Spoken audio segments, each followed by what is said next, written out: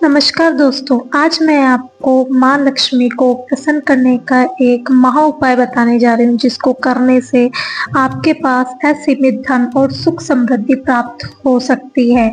चलिए तो अब हम बताते हैं कि आप ऐसा क्या कर सकते हैं जिससे आपकी किस्मत बदल सकती है।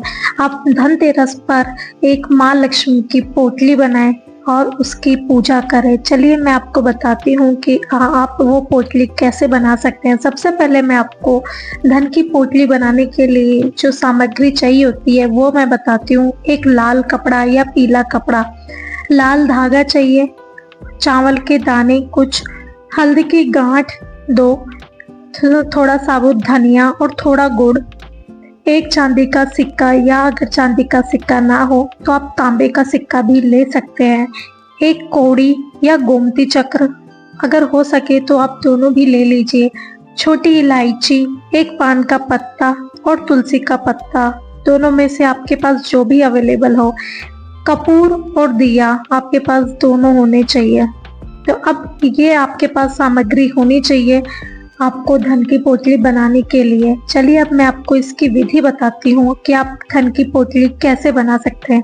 सबसे पहले दोस्तों, आप अपने पूजा स्थान को साफ करें और भगवान कुबेर, माता लक्ष्मी या विष्णु जी का चित्र सामने रखें।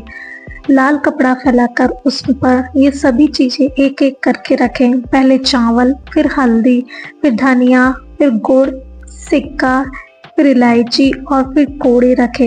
सब रखते समय बोले कि श्री महालक्ष्मी नमः या ओम श्रीम ह्रीम क्लीम श्री सिद्ध लक्ष्मी नमः। अब कपड़े को समेटकर धागे से पोटली बांध ले और पोटली को अपने मंदिर में या तिजोरी में पर्स में रख लें।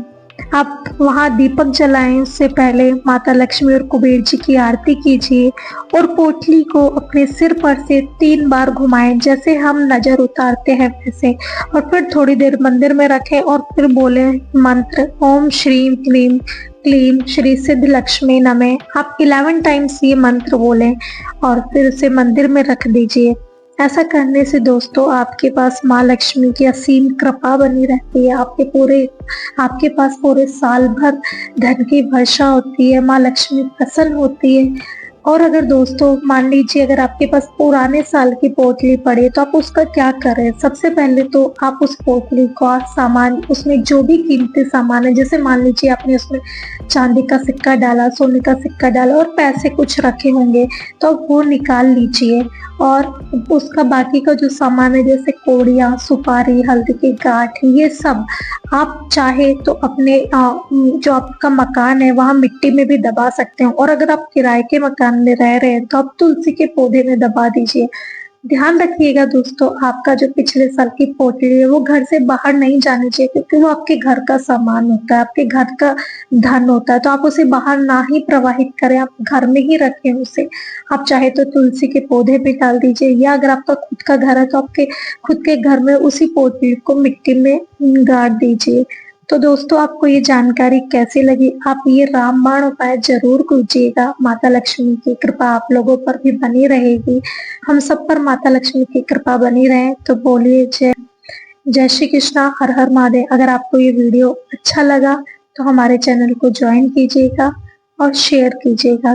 Thank you.